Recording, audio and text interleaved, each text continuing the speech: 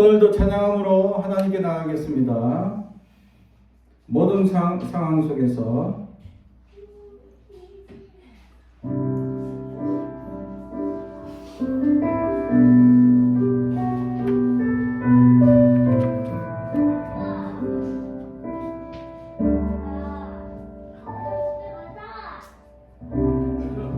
모든 상황 속에서 주를 찬양할지라.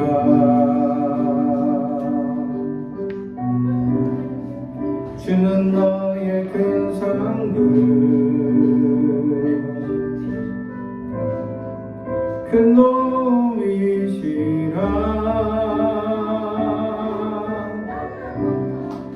주의 얼굴 구할 때 주의 영을 부사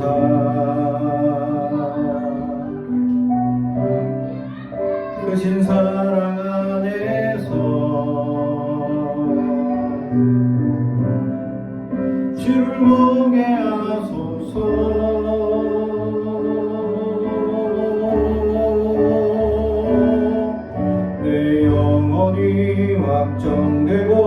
확정되어 사오니 믿음의 눈으로 주를 바라봅니다. 내 영혼이 확정되어 사오니 믿음의 눈으로 주를 바라봅니다.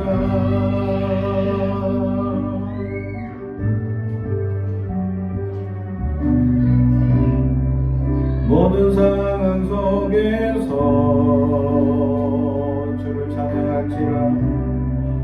주를 찬양할지라.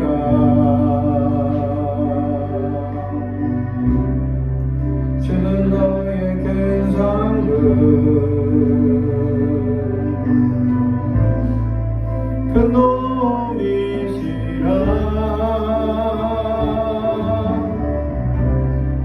주의 얼굴 구할 때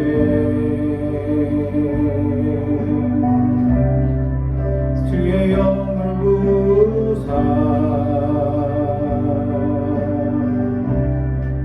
크신 사랑 안에서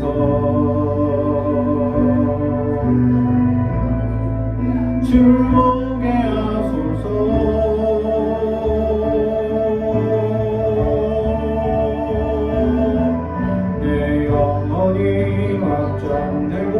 확정되어 사오니 믿음의 눈으로 주를 바라봅니다.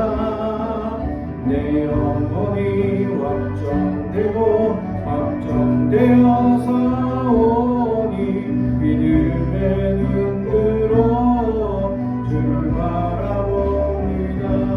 주를 찬양할 때 주의 나라 이미 맺네.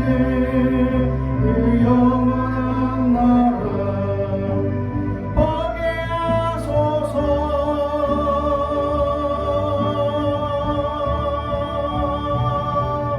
내 영혼이 확정되어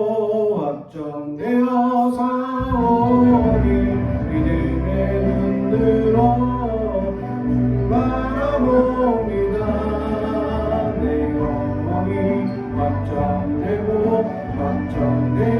사오니 믿음의 눈으로 주를 바라봅니다. 내 영혼이 확정되어 사오니 믿음의 눈으로 주를 바라봅니다. 내 영혼이 확정되어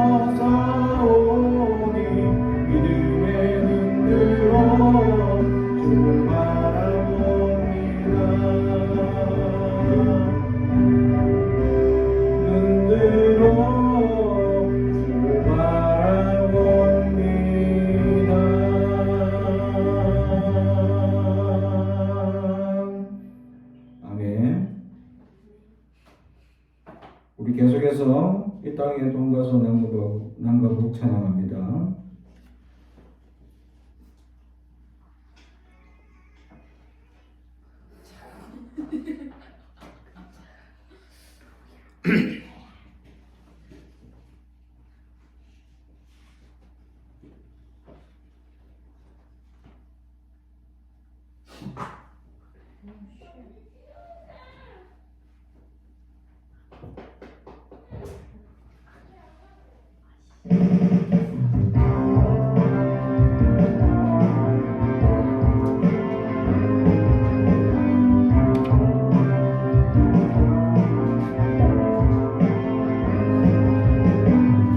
이 땅에 돈과 서남과 북 가득한 죄악 용서하소서. 모든 우상들은 무너지고 주님만 높이니 나라 되게 하소서. 이 땅에 지친 모든 영혼 주 예수 살아 알게 하소서. 저들의 아픔과 눈물 씻는 주님의 보혈 이 땅 치유하소서. 성령의 새바람 이 땅에 불어서서 주의 영 그 생기로 우리를 다시 살리사 이 땅에 하나님 영광 보하니 그런 나라가 되게 하소서. 열방에 하나님 영광 비추는 그런 나라가 되게 하소서. 하늘에서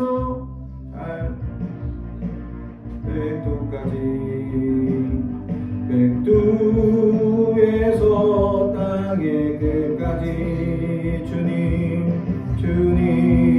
오실 길 예비하며 주님만 섬기니 나라 되게 하소서. 이 땅에 주님 교회 위에 하늘의 생기 부어주소서. 열방을 치유하는 주 백성 주님의 군대를 일으켜 주소서. 성령의 새바람 이 땅에 불어서서 주의 영 그 생기로 우리를 다시 살리사 이 땅에 하나님 영광 거하니 그런 나라가 되게 하소서. 열방에 하나님 영광 비추는 그런 나라가 되게 하소서. 이 땅에 영광 거하는 그런 나라가 되게 하소서. 열방에 하나님 영광 비추는 그런 나라가 되게 하소서. 아멘.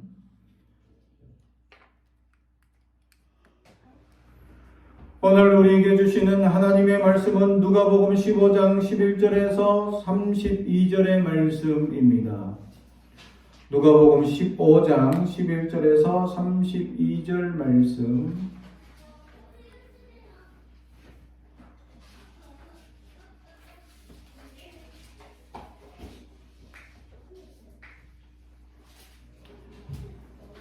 하나님의 말씀을 봉독하겠습니다.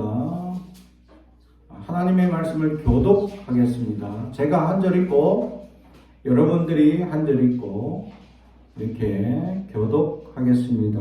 하나님의 말씀을 경청해 주시기 바랍니다. 또 이르시되 어떤 사람에게 두 아들이 있는데 그 둘째가 아버지에게 말하되 아버지여 세상 중에서 내게 돌아올 복잇을 내게 주소서 하는지라. 아버지가 그 살림을 각각 나누어 주었더니 그 며칠이 안 되어 둘째 아들이 재물을 다 모아가지고 먼 나라에 가 거기서 허랑방탕하여 그 재산을 낭비하더니 다 없앤 후 그 나라에 그의 흉년이 들어 그가 비로소 궁핍한지라. 가서 그 나라 백성 중 한 사람에게 붙여 사니 그가 그를 들러보내어 돼지를 치게 하였는데 그가 돼지 먹는 지 열매를 배를 채우고자 하되 주는 자가 없는지라. 이에 스스로 돌이켜 이르되 내 아버지에게는 양식이 풍족한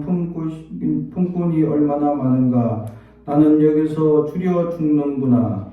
내가 일어나 아버지께 가서 이르기를 아버지 내가 하늘과 아버지께 죄를 지었사오니 이제부터는 아버지의 아들이라 일컬음을 감당하지 못하겠나이다. 나를 품꾼의 하나로 보소서 하리라 하고 이에 일어나서 아버지께로 돌아가니라.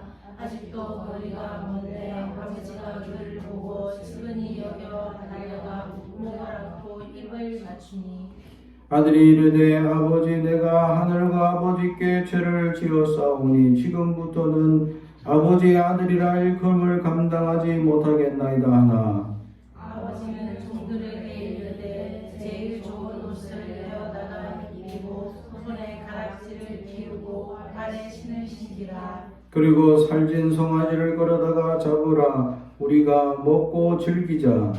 이 내 아들은 죽었다가 다시 살아났으며 내가 잃었다가 다시 얻었노라 하니 그들이 즐거워하더라.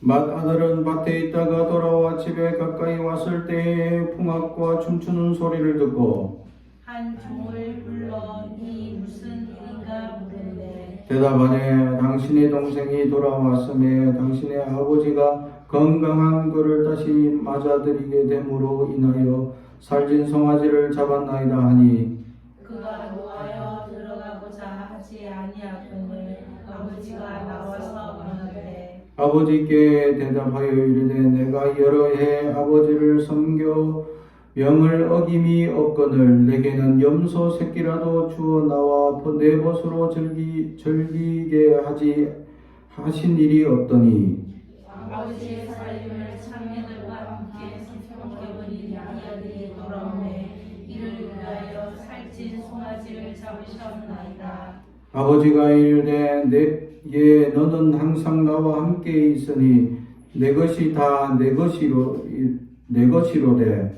이 내 동생은 죽었다가 살아났으며 내가 잃었다가 얻었기로 우리가 즐거워하고 기뻐하는 것이 마땅하다 하니라. 아멘. 우리 가슴에 손을 얹고 축복의 언어합니다. 나는 하나님의 사랑입니다. 축복의 사랑입니다. 우리 가정은 영원히 잘되는 같이 범사가 잘되고 강건하여지는 가정입니다. 우리 교회는 번성하고 장대하게 되며 하나님의 언약이 이루어지는 교회입니다. 아멘. 주님의 은혜가 오늘도 넘치길 주님의 이름으로 축복합니다. 오늘 말씀의 제목은 아버지입니다.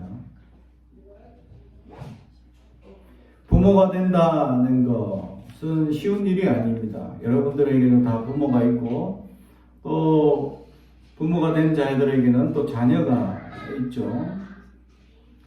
그래서 부모로서 자녀를 키운다는 것은 쉬운 일이 아닙니다. 실제로 이제 많은 이제 심리학자들, 심리학을 공부하시는 어떤 교수님들이 심리학을 공부하고 나니까 내가 이렇게 키우지 못해서 첫째가 이렇구나. 너무 지나치게 오냐오냐 하니까 욕심 많고 성질만 부리고 자기 하고 싶은 대로만 하는 이런 성향이 되는구나. 그래서 둘째는 정말 이 심리학을 따라서 사랑과 애정을 가지고 가르치고 지도해야 되겠다 하는 마음을 가지고 심리학을 배운 교수들이 둘째를 늦둥이를 놓습니다. 실제로. 그래서 키워봅니다. 그러면 자기가 배운 대로 아이디어법을 쓰고 아이들에게 대답을 항상 해주며 혼을 내지 않고 대화로 문제를 풀어보려고 하는데 이게 그대로 됩니까? 안 됩니다. 결국 그 교수님들이 고백하는 것은 결국 자기들이 아는 지식 또 배운 것을 가지고 열심히 노력을 하는데 이게 쉽지가 않더라라는 것입니다. 그럼에도 불구하고 나름의 조금씩 변하고 그들 아이들에게 조금씩 가르치고 또 그 아이들의 비전과 꿈 또 그 아이들에게 가지고 있는 나름의 소망을 키워주고 재능을 키워주고자 하는 노력을 하게 되더라라는 거죠. 그런다고 해서 그 아이들이 가지고 있는 천성이나 가지고 있는 그런 성격이 변화되느냐? 사실 변화가 힘듭니다. 사람은 태어나서 가지게 되는 이런 또 외부적 여러 가지 힘든 어려운 역경이나 또 여러 가지 좋은 환경들, 이 모든 환경들을 통해서 사람들은 각자의 성품의 틀을 가지게 됩니다. 결국 그로 말미암아서 그 성품이 점점 긍정적인 방향으로 훈련받고 세워진 사람들은 아주 훌륭한 인품과 그런 성품을 가지지만 반대로 부정적이고 잘못된 훈련을 받은 사람들은 잘못된 부정적인 사고방식을 가지고 살아갈 수밖에 없다. 그렇다면 과연 사람은 그 부정적인 사고방식과 배운 그대로 자라가면서 그것이 고착되어서 고집세고 아집센 사람으로 남게 될 것이냐라는 것이죠. 저는 그렇지 않다라는 겁니다.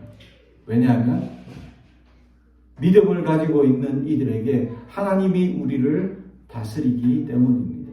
할렐루야. 하나님이 우리를 다스리면 우리가 살아오면서 가지게 되는 부정적인 사고방식, 부정적인 생활 양식, 부정적인 모든 생각들이 고쳐지게 된다는 겁니다. 우리는 살아가다 보면 부정적인 사고방식과 부정적인 환경에서 우리가 이걸 떨칠 수 없는 영향을 받게 된다라는 사실이죠. 그 영향력이 강력하면 강력할수록 내 안에 틀을 잡는 방식이 되게 됩니다. 그래서 아이들에게 저처럼 가르치면 안 되는 것이 있는데 근데 제일 많이 아이들에게 하게 되는 말이 있습니다. 하면 안 되는데 가르치면 안 되는데 부모가 아이들에게 가장 많이 하는 말이 있습니다. 그게 뭔지 아세요? 안 돼라는 말. 안 되는데 가장 많이 하는 말 안 돼. 왜 그렇습니까? 위험하거나 잘못되거나 또 큰일 날 일들이 많기 때문이죠. 또는 아이들이 해놓은 일들 이후에 부모들은 이 정리정돈을 할 생각을 하면 어떨 때는 먹먹할 때가 있다는 거. 그죠? 아무리 얌전한 아이라도 아기들이 한 살, 두 살, 요쯤, 세 살쯤 됐을 때 아이들은 시끄럽고 막 정신없이 지금 우리 유아실에서 노는 아이들처럼 저렇게 시끄럽고 막 소리 지르고 막 자기 하고 싶은 대로 저렇게 놀아야 돼요. 되게 자연스러운 현상입니다. 근데 이런 아이들이 갑자기 소리 안 지르고 조용하다. 어떤지 아세요? 반드시 사고 치고 있는 거야. 반드시 이렇게 시끄럽고 떠들고 막 고함 지르고 막 장난치고 막 뒹굴고 울고 불고 형 동생끼리 서로 뜯어 말리고 넘어뜨리고 이러던 아이들이 갑자기 조용하다. 이건 뭔가를 사고 내가지고 지금 둘이 눈치 보고 있는 거야. 지금 사고를 냈어. 지금 뭐 장독대를 엎었다든가 이 포대를 엎었다거나 그리고는 그걸 막 포대를 갖다가 쌀을 뒤엎고는 어떻게 하는지 아세요? 쌀을 가지고 와 놀이라 하고 신나게 놀고 있는 거죠. 그걸 이제 긍정적인 방향으로 키워주는 부모는 어떻게 해야 됩니까? 잘한다, 눈이지 이렇게 해야 되죠. 근데 평범한 대부분의 부모는 어떻게 합니까? 그렇죠. 혼냅니다. 이놈 이겨질러. 이거 네가 쳐! 이러는데 뭐 1살짜리가 앉아가지고 뭐 눈만 동말동 뜨면서 쳐다보고 있다가 이놈이라고 막 입을 삐죽삐죽 하다가 울죠. 그러면 부정적인 마음이 들죠. 아, 이렇게 하면 혼나는구나. 그러면 창조적인 아이가 되지 못합니다. 창조적인 아이로 키우려면 어떻게 해야 된다? 아이들이 막 쌀푸대를 뒤엎고 냄비를 꺼내가지고 박살내고 그릇이 막 난리가 나더라도 아이가 다치지 않는다면 잘한다 해줘야 됩니다. 그런데 잘한다 해줄 수 있을까요? 절대 못합니다. 유치원 선생님으로 가르쳤던 어떤 이제 학부모가 이제 부모가 됐어.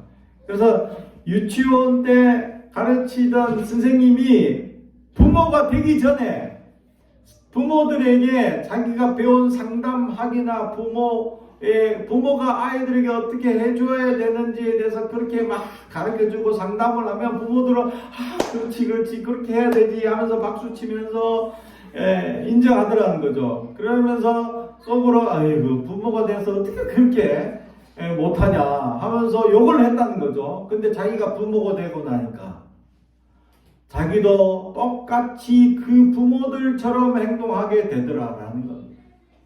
그래서 사고를 치고 문제를 일으킨 것, 사고라는 방식으로 바라볼 것이냐 아니면 긍정적으로 그 아이를 잘한다 칭찬하고 격려하고 아무리 어지럽고 지저분하게 만들어 가더라도 그렇게 해 나갈 것이냐. 심지어는 김치를 꺼내가지고 온몸에 떡칠하고 난리가 났어요. 여러분 어떻게 해야 돼요? 잘한다, 괜찮다 해야 되겠죠? 그러는데 그 옷은 이제 버려야 됩니다. 김치가 물들면 가장 지우기 힘든 게 김치 물든 건데 그 옷을 물을 빼려면 어떻게 돼요? 손으로 비비거나 좀 오래 담그거나 락스를 하거나 힘든 과정이 필요하죠? 그걸 하기 싫으면 버립니다. 그죠? 그런데 보통 대부분의 부모는 어떻게 하죠? 이놈합니다. 이게 대부분의, 왜냐하면 아이를 양육하다 보면 오랜 시간 그 아이에게 매달려 있다 보면 이제 스트레스가 점점 올라가기 때문이죠. 그러다가 아이가 어떤 일을 벌렸을 때 그걸 사고라고 여기는 순간 이제 욱하고 화가 나서 아이를 혼나게 만든다라는 거죠. 그러다 보면 아무리 내가 지금까지 지식으로 배우고 내가 지식으로 이렇게 해야지라고 했던 모든 지식과 생각들은 하루아침에 다 무너지고 사고친 아이에게 달려가서 혼나게 하는 일반적인 부모와 똑같은 형체를 만들어 가더라라는 거죠. 결국 그래서 아무리 열심히 배우고 아무리 열심히 이렇게 한다고 한들 그렇게 자녀를 지식대로 또 심리학에서 가르치는 또는 그런 상담학에서 가르치는 그렇게 또 교육학에서 가르치는 방법으로 가르치냐 쉽지 않더라라는 거죠. 저도 사실 학부에서 기독교 교육학을 배우고 또 신대원에서 기독교 교육학을 배우고 또 사회복지 공부를 하면서 또 기독교 상담학을 배우면서 심리상담이라는 에릭슨 얘기, 또 프로이드 얘기를 정말 귀에 딱지가 않듯이 듣고 배워가지고 이제 둘째, 셋째 나올 때 늦둥이였기 때문에 야, 이놈들은 진짜 잘 키워야 되겠다. 하고 그래서 막 어질러놓으면 나는 잘한다 하고 있으면 또 다른 부모인 아내가 이게 뭔 잘하는 거냐고 이제 아이를 양육하는 스트레스로 막 이제 아이한테 뭐라 하지 못하고 잘한다 하는 나를 혼내기도 하고 그렇게 스트레스를 풀죠. 그러면서 키워보려고 했는데 이게 쉽지 않더라. 왜냐면 둘째 낳고 몇 년 후에 셋째가 나오는데 아직 둘째는 아기인데 그 아기보다 더 작은 아기가 태어나니까 둘째가 큰 아이처럼 보이는 거죠. 그래서 아기인데도 지금 돌아보면 내가 얼마나 많이 혼냈냐 제가 회개합니다. 그러면서 우리 둘째가 소심한 것 다 내 책임이지 않을까 하면서 하나님께 회개를 많이 했던 적도 있습니다. 이렇게 양육하는 아이들은 우리의 결국 부모의 양육하는 스타일대로 아이들이 자라나가게 된다라는 거죠. 그래서 제가 최근에 공부하면서 그런 이 심리나 이런 것들을 다시 공부하면서 아이들이 고착되어 있는 이런 습관들을 어떻게 하면 고칠까? 결국 기독교적으로 이들에게 상담을 해주고 할 수 있는 최고의 방법이 하나 있는데 그게 뭐냐? 은혜 받으면 돼. 할렐루야. 은혜 받으면 그 모든 부정적인 사고방식, 부정적인 이 영향력들이 하루아침에 뿌리가 뽑히는 놀라운 역사를 경험하게 된다라는 사실. 사랑하는 성도 여러분, 그런 믿음의 긍정적인 역사로 살아가며 우리가 긍정적인 영향력만 받으며 살아갈 수 있다면 얼마나 좋겠냐라는 거죠. 그러나 세상의 절반 이상은 또 예수를 믿지 않는 부정적인 사고방식으로 살아가는 이들로 말미암아 우리는 끊임없이 부정적인 사고방식에 노출되어 있을 수밖에 없다라는 것입니다. 그 중에 가장 무서운 게 뭐냐? 욕심과 욕망에 쌓이게 되는 것이 가장 큰 문제이다라는 것이죠. 오늘 성경에 나오는 잃어버린 아들에 대한 비유였을 때 둘째 아이가 가지고 있는 욕심과 욕망의 부정적인 요소가 있는데 이게 뭐냐면 재물이었다라는 겁니다. 재물에 빠져버린 이 아이, 둘째 아이가 재물에 빠져가지고 아버지한테 내 재산 지금 나눠주세요. 젊었을 때 좀 나눠주세요. 라고 아버지께 주장을 합니다. 그래서 아버지가 그래 알았다 하고 큰아들 분량이랑 작은아들 분량이랑 나눠가지고 줍니다. 유대인 법에 의하면 큰아들은 2배를 가져가고 이 나머지 가지고 나머지 자녀들이 나누게 되죠. 그러면 이 둘째였던 아들은 3분의 1만 이제 자기 몫으로 가져가게 됩니다. 그렇게 해서 가져갔는데 이걸 어떻게 썼다고 오늘 성경이 얘기합니까? 오늘 13절 그 후 며칠이 안 돼요. 둘째 아들이 재물을 다 모아가지고 먼 나라에 가 거기서 허랑방탕하여 그 재산을 낭비하더니 아멘.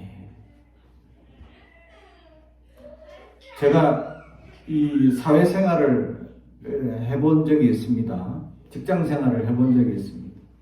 직장생활을 해가지고 월급을 제가 지금부터 30년 전에 200만 원을 딱 받았어요. 와, 이게 큰 돈이죠. 지금도 큰 돈입니다. 그죠? 여러분 하루에 200만 원 딱 주어지면 어떻게 할 거예요? 저 이거 일주일 만에 다 썼습니다. 일주일 만에 다 써봤어요. 200만 원. 그거 어떻게 썼냐? 지금까지 이제 저 간단하고 어려우니까 늘 친구들한테 많이 얻어먹었어요. 이 친구가 얻어먹고 저 친구 얻어먹고. 그래서 얻어먹었던 거 이 쳐들어간 걸 다 쓰니까 내가 이제 부모님한테 내복 하나 딸랑 사드리고 그래도 부모님을 챙겨야 되니까 부모님은 내복 딱 사드리고 용돈 조금 챙겨드리고 나머지 다 그냥 친구들 밥을 사주기 시작했습니다. 그래 이 얻어먹었던 친구들 다 밥 사주다 보니까 200만 원 일주일 만에 쓱싹 하게 됩니다. 근데 우리 집에 어떤 아들은 40만 원을 게임에다가 쓱싹 한 아들이 있습니다. 누군지는 모르지만 깜짝 놀랐어요. 그것도 게임이 뭐 이렇게 샀거나 이런 게 아니야. 한 게임에다가 뭐 캐릭터 이렇게 사는 걸로만 40만 원을 태우더라. 깜짝 놀랐죠. 역시 내 아들이다. 그래, 역시 내 아들. 나는 200만 원 썼는데 우리 아들은 40만 원 썼다. 근데 나보다 빨리 썼네. 난 그래도 20살 때 썼는데. 그래서 200만 원을 그렇게 순삭하며 써봤던 적이 있었다라는 거죠. 그래서 부모한테 혼났습니다. 그 후로 나에게는 벌어와도 나에게 돈이 지어지지 않았어요. 왜냐하면 부모님한테 홀라당 뺏겼습니다. 예, 돈 주니까 다 쓰고 나중에 일주일 뒤에 차비가 없어. 차비 좀 이러니까 부모님이 화가 나서 이놈 자식이 그걸 다 어떻게 다 썼냐 이러면서 차비는 남겨놓고 써야지. 차비도 남겨놓지 않을 만큼 썼다. 조심하세요. 우리 둘째 차비도 안 남겨놓고 쓸 사람이 될 수도 있습니다. 날 닮았으면 경제적 관념이 채워지지 않았기 때문이었죠. 전 때는 용돈도 없었고 이렇게 없다가 갑자기 경제적으로 풍요로워지니까 이걸 어떻게 써야 할지 분배하는 법을 못 배웠습니다. 그러다 보니까 이렇게 허랑방탕하게 쓰던 그런 적이 있었죠. 이걸 바로 허랑방탕이라고 합니다. 하루 만에 일주일 만에 이렇게 200만 원을 태우면 허랑방탕이 되는 겁니다. 오늘 둘째 아들이 큰 재산을 물려받았을 거예요. 이 아버지는 부자입니다. 어마어마한 재산을 물려받았습니다. 먼 나라에까지 가서 이걸 쓸 정도의 여유가 있다는 것은 이 지금으로 따지면 아버지가 돈을 좀 줬는데 재산 달래서 또 줬더니 집 한 채 이렇게 땅 이렇게 좀 줬더니 그걸 다 팔아가지고는 미국 여행 간 거야. 비행기 타고 퍼스트 클래스를 타고 편도로 1,000만 원짜리 딱 타고 갔어. 가가지고 그 미국에서 명품 다 사고 막 타고 다니고 이런 나이트클럽 하면서 놀고 흥청망청 쓰겠죠. 그걸 허랑방탕이라고 표현하고 있는 거예요. 지혜롭게 쓰고 경제적인 지혜가 가져서 내가 어떻게 이 재물을 사용해야 될지 자기가 규모적인 경제를 쓸 수 있는 사람들이 돼야 되는데 그걸 제대로 쓰지 못할 때 우리는 허랑방탕하다는 거죠. 그래서 어렸을 때부터 용돈을 조금씩 주면서 자기에게 주어진 재물을 어떻게 나눠 써야 할 것인지의 학습을 배우게 하는 게 바로 용돈이라는 겁니다. 그런데 어떤 친구는 용돈 주면 그날 낼름낼름 그냥 다 사먹는 친구가 있는가 반면에 어떤 친구는 꾸역꾸역 잘 모으다가 하루아침에 갑자기 이상한 데 탁 쓰는 친구가 있더라고요. 경제적 사용처를 제대로 어떻게 해야 될지 모르게 되는 겁니다.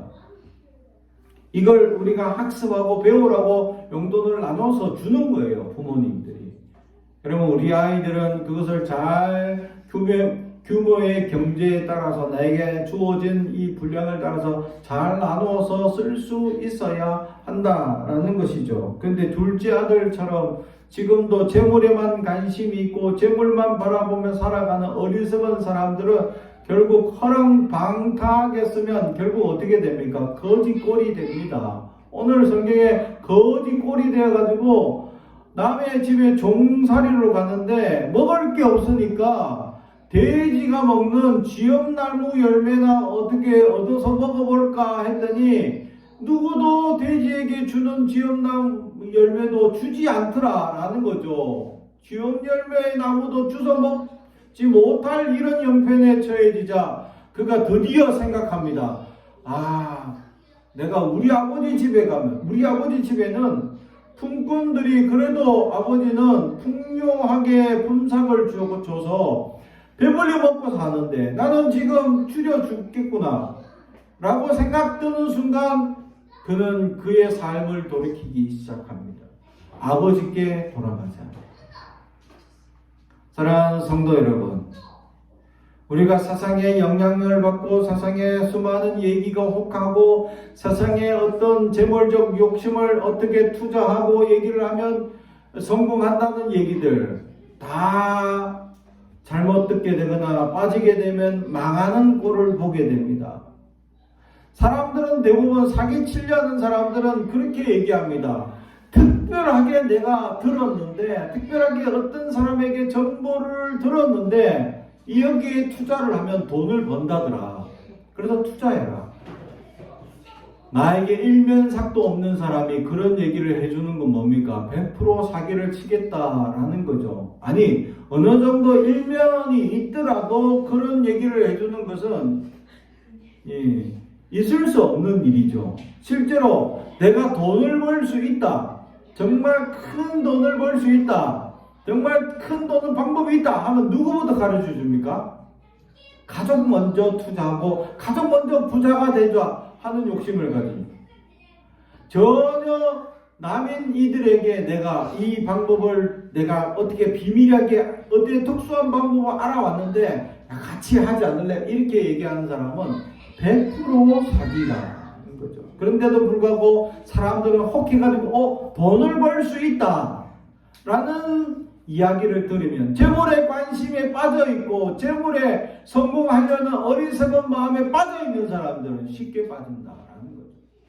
그래서 왜 보이스피싱이 그렇게 기승을 부릴 때 사람들이 왜 빠져듭니까? 기가 막히게 사람을 속이기 때문에 기가 막히게 사람을 속이더라라는 거. 그러니까 아직까지 그 보이스피싱으로 사람들이 빠져서 엉뚱하게 돈을 소비하는 사람들이 있더라라는 거죠. 저도 최근에 문자를 하나 받았어요. 하도 이 이상한 문자가 많이 오는데 그 문자 중에서 지금까지 오는 문자는 나한테 해당 사항이 전혀 없었거든요. 왜냐면 저는 거래처 은행이 딱 한 군데밖에 없습니다. 그리고 카드도 그 거래처 은행 그 카드 회사밖에 한 군데밖에 쓰지 않습니다. 다양하게 쓰지 않아요. 근데 그 한 군데 카드에서 며칠 전에 문자를 딱 받았는데 갑자기 큰 금액이 결제당했습니다. 순간 나가 결제를 하게 되면요, 저는 문자를 뜹니다. 근데 문자 안 떴거든요. 근데 큰 금액이 결제가 되었습니다. 근데 이걸 고치려면 빨리 지금 전화 주세요 하고 전화번호 뜨고 밑에 또 이 사이트를 방문하시면 빨리 이 해결할 방법을 알려드립니다 하고 뜨는데 순간 누를 뻔했어. 나도 모르게 아무 생각 없이 이 카드 회사 내 회사인데 그래 결제했어? 어떡하지? 하고 내가 확인도 안 하고 바로 누르려다가 아차 했다는 순간 눌렀다가는 내 신상 다 틀리고 난리가 나는 거죠. 그래서 사람들 이렇게 쉽게 빠져버릴 수밖에 없도록 지능적으로 사람들이 빠지게 만드는구나. 그만큼 사기가 빈번하고 위험한 세상 속에 살아가는 우리에게 사람들은 끊임없이 재물의 욕심을 빠지게 만드는 이 험악한 세상에 둘째로는 재물에 빠져서 허랑방탕한 삶을 사는데 결국 아버지께 돌아가니까 아버지는 지금까지 뭘 하고 있었냐? 아들이 오기만을 늘 기다려. 할렐루야. 하나님 아버지는 우리가 믿음으로 다시금 온전히 세워지고 당신에게 돌아오기를 늘 기다리고 계십니다. 근데 어디서 기다리냐? 바로 집 앞도 아니고 먼 곳에서 기다리고 계시더라라는 사실. 사랑하는 성도 여러분, 하나님 아버지는 늘 우리를 기다리십니다. 하나님 아버지는 늘 우리에게 은혜와 축복을 더하기 위하여 하나님은 많은 것으로 채워주시기도 하고 함께 해주시기도 하면서 또 우리가 잘못되고 낭비하고 허랑방탕한 삶을 살고 있을 때 걱정된 마음으로 우리를 기다리고 계시는 분이 바로 하나님이시다는 사실. 그 하나님 아버지께 우리가 찾아가기만 하면 우리의 자격, 나는 아버지 하나님께 종만 되어도 좋겠다라고 찾아가는데 하나님 우리를 어떻게 하십니까? 아들로 다시 복권시켜 주십니다. 할렐루야. 하나님에게 당신에게 하나밖에 없는 아들을 우리에게 내어주시고는 우리는 하나님의 종으로밖에 살 수 없는 어리석은 존재인데도 불구하고 하나님 우리를 자녀로 삼아주셨다. 그래서 우리도 하나님을 아버지라고 부를 수 있게 해주셨다라는 사실. 그 아버지 하나님은 지금 우리를 위하여 기다리고 여러분들의 꿈과 비전을 가지고 있고 여러분들에게 필요한 소망과 하나님의 따뜻한 품으로 안아주실 그 은혜를 가지고 기다리고 있습니다. 우리는 그 하나님께 나아가야 한다라는 사실. 하나님께 나아가기만 하면 하나님은 따뜻히 우리를 안아주시고 환영해 주시고 우리에게 필요한 것들로 채워주시고 우리에게 소망을 부어주시는 분이 아버지 하나님이시기 때문입니다. 그런데 오늘 말씀을 하신 이유가 있습니다. 오늘 누가복음 15장은 잃어버린 세 가지에 대한 비유가 나오는데 그 중에 오늘 말씀의 세 번째 비유인 잃어버린 아들에 대한 비유이죠. 첫 번째는 잃어버린 양에 대한 비유가 나와 있습니다. 두 번째는 어떤 여자가 잃어버린 드라크마에 대한 비유가 있습니다. 그것을 되찾았을 때 얼마나 큰 기쁨을 가지는가에 대한 비유로 말씀하신 건데 그 비유의 목적이 바로 1절부터 3절에 있는 내용 중에 있기 때문입니다. 1절 모든 세리와 죄인들이 이 말씀을 들으러 가까이 나오니 바리새인과 서기관들이 수군거려 이르되 이 사람이 죄인을 영접하고 음식을 같이 먹는다 하더라. 예수께서 그들에게 이 비유로 이르시되 아멘. 예수님께서 바리새인들, 선생들 이런 사람들과 밥을 먹지 않고 예수님은 누구랑 식사를 하셨냐? 죄인들, 그 시대의 민족의 반역자들, 세리인들과 함께 식사를 하시더라는 거죠. 그러니까 바리새인들이 수군거립니다. 사람들은요 소문을 좋아합니다. 누가 가더라, 누가 어떻게 하더라. 그래서 소문을 잘 퍼뜨려요. 그래서 사람들은 잘 다투기도 하는데 이 잘못된 소문 때문에 다투기도 하고 분쟁을 일으키기도 합니다. 그 사람은 이 소문을 퍼뜨리기 위한 존재처럼 살아갑니다. 그러나 그리스도인들은 소문을 퍼뜨리는 자가 아니라 소문을 감당하는 자가 될 수 있기를 주님의 이름으로 축복합니다. 감당한다는 건 뭐냐? 부정적인 것은 기도하는 것이고 좋은 소식은 기뻐하는 것이죠. 그게 감당하는 것입니다. 사랑하는 성도 여러분, 오늘 성경에 서기관들과 바리새인들은 수근수근 소문을 퍼뜨립니다. 예수님이 즉 민족의 반역자들과 죄인들과 함께 밥을 먹더라. 이게 말이 되냐? 라고 말씀하실 때 예수님은 누구를 영접하느냐? 죄인들과 세리인들을 영접하여 그들을 음식을 나눠 먹더라. 할렐루야. 다시 말하면 예수님은 누구를 위하여 이 땅에 오셨느냐? 바로 죄인들과 내가 죄인임을 깨닫는 자들, 약자라고 생각하는 그들에게 주님은 영접하여 주신다. 할렐루야. 사랑하는 성도 여러분, 여러분들이 약자입니까? 여러분들이 죄인입니까? 우리가 죄인임을 깨닫고 주님 앞에 나아간다면 주님은 우리를 받아주시고 영접해 주시고 은혜를 베풀어 주신다라는 것이죠. 이미 가지고 있고 배부르다, 능력이 있다, 나는 괜찮다 하는 이들을 찾아가지도 않습니다. 주님은. 근데 나는 내 주변에 아무도 없습니다.